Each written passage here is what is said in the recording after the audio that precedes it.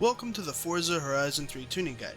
I'll be your host Guns, and in this tuning guide, my goal is to give you a better understanding of how to tune your vehicle in Forza Horizon 3 for optimal racing conditions. If you have any questions, feel free to ask them in the comments down below, or check out our other video guides and see if they answer them. If this guide helps you, please feel free to subscribe to the channel and like the video. It always helps. In today's guide, we're going to be covering tires and how tires can affect you in a race. What different kinds of vehicles need different kinds of tire pressures based on where their engine is, whether they're front wheel drive, rear wheel drive. We're going to cover all that stuff. And tire pressure actually matters a lot. You can actually solve a lot of problems with oversteer and understeer just with tire pressure. If it's raining, you need to adjust your tire pressure. Usually bump the PSI up, because hydroplaning can occur, and it can actually occur in Forza Horizon 3 because of the water models that we have from Forza Motorsport 6. That is something that can now occur. It's the first motorsport or driving game that has hydroplane models that work accurately in a situation where you can hit a big puddle and just spin out of control. So bumping your tire pressure up is actually something you should consider when racing in the wet, tuning your car if you notice it's raining before the race. But we'll get into all that as we go through this guide. So let's go through the basics. First off, you need to understand if your vehicle is front-wheel drive, rear-wheel drive, or all-wheel drive. This is a really important principle for everybody that races to understand, as this can determine what kind of car you're driving and what your car want to be used for.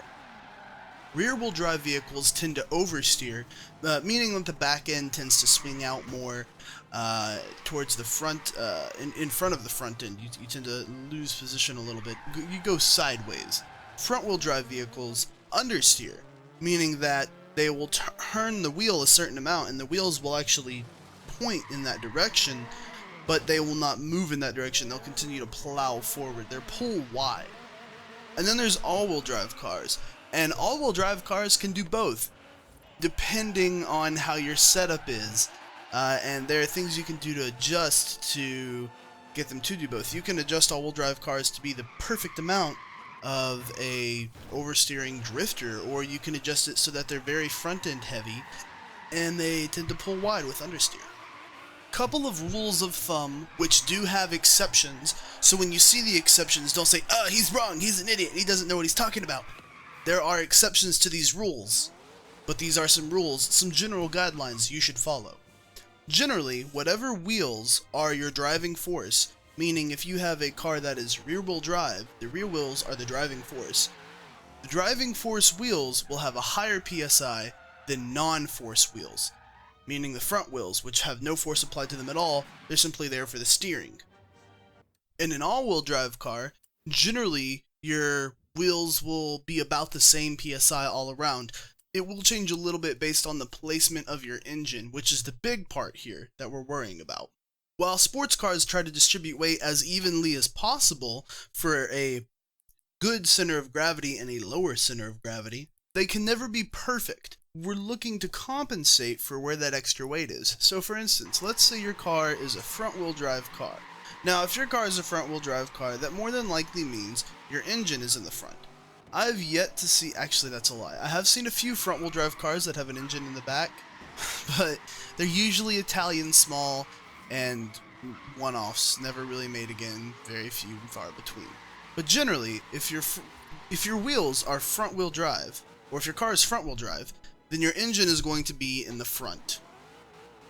So if your engine's in the front, you want your front tires to be between 45 and 35 psi. And you want your rear tires to be between 40 and 30 psi. If you have a front engine car with rear wheel drive, you want the front tires to be between 35 and 45 psi, and the rear tires to be between 30 and 40 psi. And if you're a rear engine car that has rear wheel drive, you want the front engine, the front wheels to be between 35 and 45 psi, and the rear tires to be between 35 and 40 psi. Now, what explains the tire PSI difference in all of these is where the weight is. You notice that with the front tires, the PSI is higher. With the front wheel drive cars, the PSI is higher. And that's because all the weight is on the front tires and all the power is going through the front tires. So it needs more PSI to compensate for the weight and more PSI to gain better traction, because that's going to be your moving force. For front engine rear wheel drive cars, your front tires are still going to have more PSI because again, they're going to be taking all of the weight and they're still going to be doing the steering. Your rear tires are going to be moving and generating heat on their own, so they'll expand more vigorously and actually get to about the same PSI as your front tires when running at full capacity, or if they've been running particularly hot in a good long race. And lastly, with your rear engine rear wheel drive, the reason why your rear tires can't actually go or shouldn't go past 40 psi, they only have a 5 psi window here, which is the narrowest window we've seen, is because they're going to have weight on them. One, that's going to be pushing down on them. Two, they're going to have all the force on them, which means they're going to heat up and expand. Now, if you put it at 45 psi and you were running it in a hot race and it expanded, then you'd have a lot of force on those tires, which could possibly cause a blowout, which is why they don't recommend higher than 40 psi. And the front tires still get the 35 to 45 psi here. Generally, you want the front tires a little higher in this situation because all the weight and all the force is going to be on the rear tires, meaning that the front's going to be a little bit lifted off. You want them to blow up just a little bit more so they cover a little bit more surface area and have more grip for steering, because your front wheels are always going to be the steering unless you have all-wheel steering. And there's only 3 or 4 vehicles I know that have that, like the Porsche 918 Spyder, the new recent Porsche hypercar. Now, when adjusting PSI, you want to adjust in 1, 1.5 to 2 increments, and you want to know why you're adjusting your PSI. So let's go over a few rules for adjusting your PSI and why you should adjust your PSI.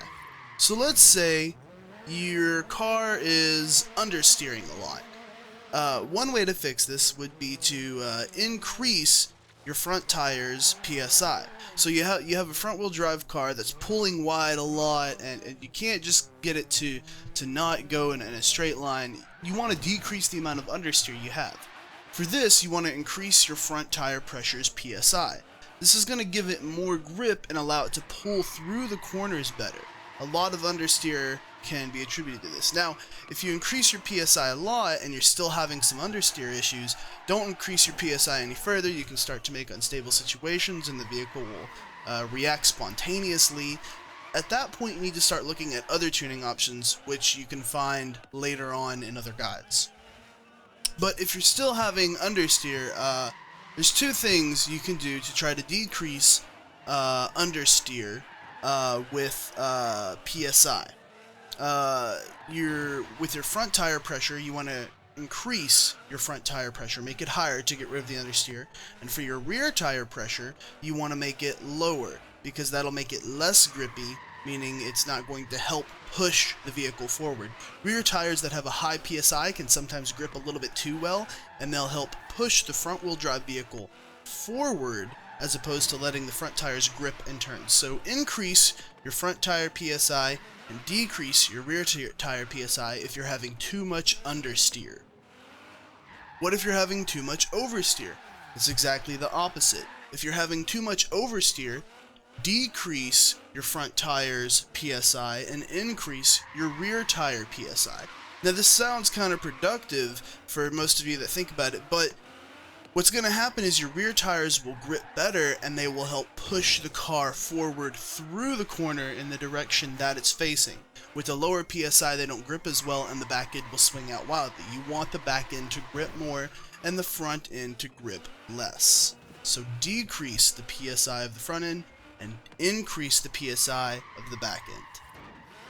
Now, there's a lot of rules that go with this, including different kinds of tire sections, which absolutely apply to when you start messing with your camber of your wheels and the toe of your wheels where the toe is. Also changing whether you have positive or negative caster, and adjusting how soft or stiff your springs are, as well as your softness and stiffness to your anti-sway bars.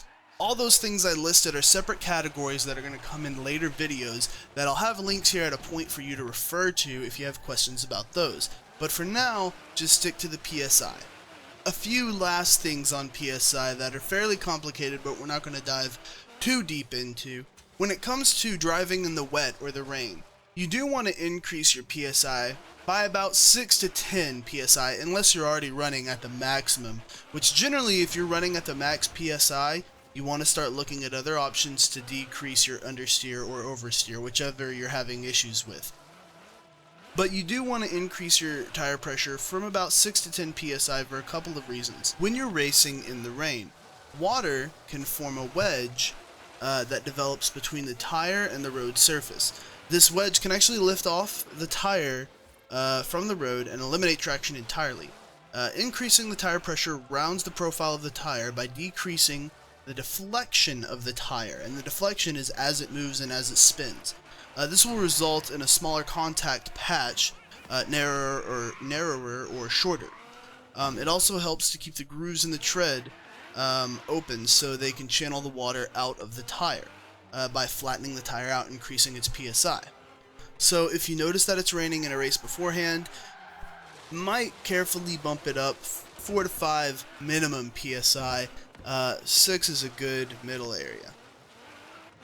And then obviously, the more you know your car and how your car races that you use in particular, you'll know how high you should take the PSI of the tire. And lastly, I'm assuming that Forza Horizon 3 uses the same kind of tire heat mapping, modeling, and damage that Forza Motorsport 5 and 6 did, which is a very complex system that they actually helped develop with a tire company. Pirelli, I believe, is who they helped develop it with. So the last thing you should note is if you're on a track that has a lot of left-handed, or let's go with left-handed to simplify this. The same thing applies to the right, but let's just say we're going on a track that has a lot of left-handed turns. You're going to be turning on this track left a lot, like it's a big circle towards the left. You want to decrease the tire pressure on the right or on the left-hand side by 1 to 2 psi. That means if you have a rear-wheel drive car and your rear wheels are 35 psi and your front wheels are 37, the two tires on the left-hand side of the vehicle, the front tire will be 35 as opposed to 37 psi, and the back tire will be 33 as opposed to 35 psi. Now you want to lower the PSI on the left-hand side because the left-hand side wheels are going to generate a lot more heat, and this heat is going to cause them to expand more. Now if you have them at the same PSI, the left-hand side tires will inflate more than the right-hand side tires because they're having to do more work. They have a lot more grip and friction forced on them. They get a lot more heat, meaning they will overinflate, and they will cause a balance distribution issue between your left and right side tires. So if it's a track you're relatively familiar with, and you're certainly trying to get the most out of your car to get in that top 1000 bracket, you want to decrease the tire pressure on the left-hand side. The general rule is do it about 2 psi, and if you're still having issues, do it about another 2 psi. Always decrease by 1 to 2 psi. Don't do anything crazy or drastic like 5 to 10 psi at a time, or anything too small like 0.01 psi at a time. That's all the basic tips I have for tires and how to use them, how to adjust your PSI to help you within the game. If you have any other questions or anything particularly that wasn't covered in this video, please leave it in the comments below. And if I can't find it, I'll try to direct you to some research, which you might find your answer for, because Pirelli's got a whole shit ton of this stuff. Also in the comments down below is to TireRack.com, which is where I got a large portion of my information from. I wanted to make sure that I was correct in reciting this and that I wasn't blowing smoke up your ass. So I did go to a facility that pulled some research from a tire tech company.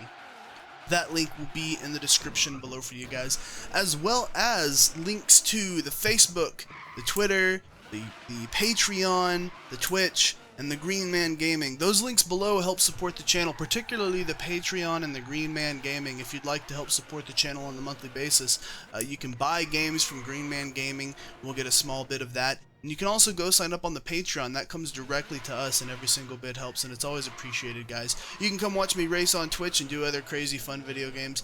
I'm Guns. I'm going to get out of here. Hope this tire guide helped you in your racing endeavors in Forza Horizon 3. Have fun, guys.